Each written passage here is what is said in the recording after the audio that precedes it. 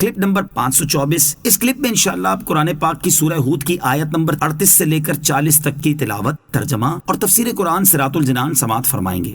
بسم اللہ الرحمن الرحیم۔ ترجمہ، اللہ کے نام سے شروع جو نہایت مہربان رحمت والا ہے۔ وَيَصْنَعُ الْفُلْكَ وَكُلَّمَا مَرَّ عَلَيْهِ مَلَأٌ مِّن قَوْمِهِ سَخِرُوا مِنْهُ قَالَ إِن تَسْخَرُوا مِنَّا فَإِنَّا نَسْخَرُ مِنكُمْ كَمَا تَسْخَرُونَ فَسَوْفَ تَعْلَمُونَ مَن يَأْتِيهِ عَذَابٌ يُخْزِيهِ وَيَحِلُّ عَلَيْهِ عَذَابٌ مُقِيمٌ۔ ترجمہ، اور نوح کشتی بناتے رہے اور ان کی قوم کے سرداروں میں سے جب کبھی کوئی ان کے پاس سے گزرتا تو ان کا مذاق اڑاتا۔ نوح نے فرمایا، اگر تم ہمارے اوپر ہنستے ہو تو ایک وقت ہم بھی تم پر ایسے ہی ہنسیں گے جیسے تم ہنستے ہو، تو ان قریب تمہیں پتہ چل جائے گا کہ کس پر وہ عذاب آتا ہے جو اسے ذلیل و رسوا کر دے گا، اور کس پر ہمیشہ رہنے والا عذاب اترتا ہے۔ وَيَصْنَعُ الْفُلْكَ، اور نوح کشتی بناتے رہے۔ حضرت نوح علیہ السلام کشتی بناتے رہے اور ان کی قوم کے سرداروں میں سے جب کبھی کوئی ان کے پاس سے گزرتا تو ان کا مذاق اڑاتا اور کہتا کہ اے نوح علیہ السلام کیا کر رہے ہو؟ آپ فرماتے، ایسا مکان بنا رہا ہوں جو پانی پر چلے۔ یہ سن کر وہ ہنستے کیونکہ آپ کشتی جنگل میں بنا رہے تھے جہاں دور دور تک پانی نہ تھا، اور وہ لوگ مذاق کے طور پر یہ بھی کہتے تھے کہ پہلے تو آپ نبی تھے اب بڑھے ہی ہو گئے۔ حضرت نوح علیہ السلام نے ان سے فرمایا، اگر تم ہمارے اوپر ہنستے ہو تو ایک وقت ہم بھی تمہیں ہلاک ہوتا دیکھ کر تم پر ایسے ہی ہنسیں گے جیسے تم کشتی دیکھ کر ہنس رہے ہو۔ مروی ہے کہ یہ کشتی 2 سال میں تیار ہوئی۔ اس کی لمبائی 300 گز، چوڑائی 50 گز، اونچائی 30 گز تھی۔ اس میں اور بھی اقوال ہیں۔ اس کشتی میں 3 درجے بنائے گئے تھے۔ نیچے والے درجے میں جنگلی جانور، درندے اور حشرات الارض تھے، اور درمیانی درجے میں چوپائے وغیرہ، اور اوپر والے درجے میں خود حضرت نوح علیہ السلام، آپ کے ساتھی اور حضرت آدم علیہ السلام کا جسد مبارک جو عورتوں اور مردوں کے درمیان حائل تھا، اور کھانے وغیرہ کا سامان تھا۔ پرندے بھی اوپر والے درجے میں ہی تھے۔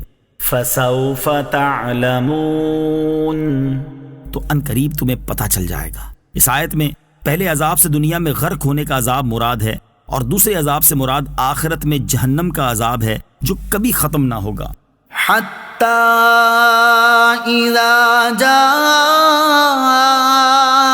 أَمْرُنَا وَفَارَتِ النُّورُ قُلْ نَحْمِلُ فِيهَا مِن كُلٍّ زَوْجَيْنِ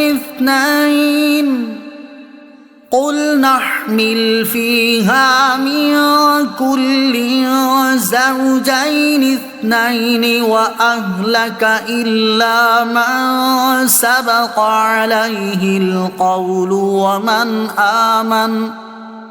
وَمَا آمَنَ مَعَهُ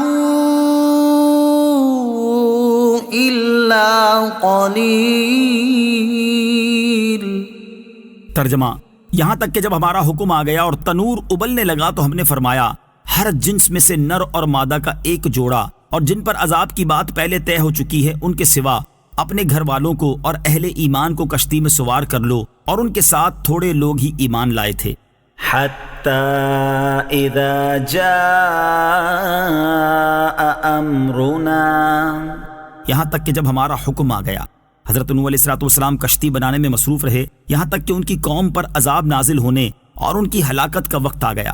اللہ تعالیٰ نے حضرت نوح علیہ السلام سے اس عذاب کے نازل ہونے کی علامت یہ بیان فرمائی تھی کہ جب تم تنور میں سے پانی جوش مارتا ہوا دیکھو تو جان لینا کہ عذاب نازل ہونے کا وقت آ پہنچا۔ چنانچہ جب آپ علیہ السلام نے اس علامت کو ملاحظہ فرمایا تو اپنے ساتھیوں کے ساتھ کشتی میں سوار ہو گئے۔ بعض مفسرین کے نزدیک اس تنور سے روئے زمین مراد ہے، اور ایک قول یہ ہے کہ اس سے یہی تنور مراد ہے جس میں روٹی پکائی جاتی ہے۔ نیز اس تنور کے بارے میں بھی چند قول ہیں۔ ایک قول یہ ہے کہ وہ تنور پتھر کا تھا اور حضرت حوا رضی اللہ تعالی عنہا کے ترکے میں سے آپ کو پہنچا تھا۔ وہ تنور شام میں موجود تھا یا ہند میں۔ من كل زوجين اثنين، ہر جنس میں سے نر اور مادہ کا ایک ایک جوڑا۔ جب تنور میں سے پانی نے جوش مارا تو اللہ تعالیٰ نے حضرت نوح علیہ السلام کو 3 طرح کی چیزیں کشتی میں سوار کرنے کا حکم ارشاد فرمایا۔ نمبر 1، ہر جنس میں سے نر اور مادہ کا ایک ایک جوڑا۔ حضرت حسن رحمۃ اللہ تعالی فرماتے ہیں کہ حضرت نوح علیہ السلام نے اپنے ساتھ ان تمام جانوروں کا ایک ایک جوڑا کشتی میں سوار کر لیا جو بچے جنتے ہوں یا انڈے دیتے ہوں، البتہ جو مٹی سے پیدا ہوتے ہیں جیسے مچھر وغیرہ، ان میں سے کسی کو سوار نہ کیا۔ جانور آپ علیہ السلام کے پاس آتے تھے اور آپ علیہ السلام کا دایاں ہاتھ نر پر اور بایاں ہاتھ مادہ پر پڑتا تھا اور آپ علیہ السلام سوار کرتے جاتے تھے۔ بعض بزرگوں سے مروی ہے کہ سانپ اور بچھو نے حضرت نوح علیہ السلام کی بارگاہ میں حاضر ہو کر عرض کی کہ ہمیں بھی اپنے ساتھ سوار کر لیں۔ حضرت نوح علیہ السلام نے ان سے فرمایا، تمہاری وجہ سے ہم کہیں مصیبت کا شکار نہ ہو جائیں، اس لیے میں تمہیں سوار نہیں کروں گا۔ انہوں نے عرض کیا، آپ ہمیں سوار کر لیں، ہم آپ کو اس بات کی ضمانت دیتے ہیں کہ جو آپ کا ذکر کرے گا ہم اسے کوئی نقصان نہ پہنچائیں گے۔ لہذا جسے سانپ اور بچھو سے نقصان پہنچنے کا خوف ہو تو وہ یہ آیت پڑھ لے، سلام علی نوح فی العالمین۔ ترجمہ، تمام جہان والوں میں نوح پر سلام ہو، اسے انشاءاللہ سانپ اور بچھو سے کوئی نقصان نہ پہنچے گا۔ نمبر 2، حضرت نوح علیہ السلام کے اہل خانہ یہ کل 7 افراد تھے۔ حضرت نوح علیہ السلام، ان کے 3 بیٹے سام، حام، یافس اور ان تینوں کی بیویاں جن پر بات پہلے طے ہو چکی۔ ان سے مراد حضرت نوح علیہ السلام کی بیوی وائلہ ہے جو ایمان نہ لائی تھی، اور آپ علیہ السلام کا بیٹا کنعان ہے۔ اللہ تعالیٰ نے ان کی ہلاکت کا بھی فیصلہ فرما دیا۔ نمبر 3، وہ لوگ جو حضرت نوح علیہ السلام پر ایمان لائے، یہ کل 80 افراد تھے۔ ان کی تعداد کے بارے میں اور بھی اقوال ہیں، صحیح تعداد اللہ تعالیٰ ہی جانتا ہے، کیونکہ ان کی تعداد کسی صحیح حدیث میں وارد نہیں۔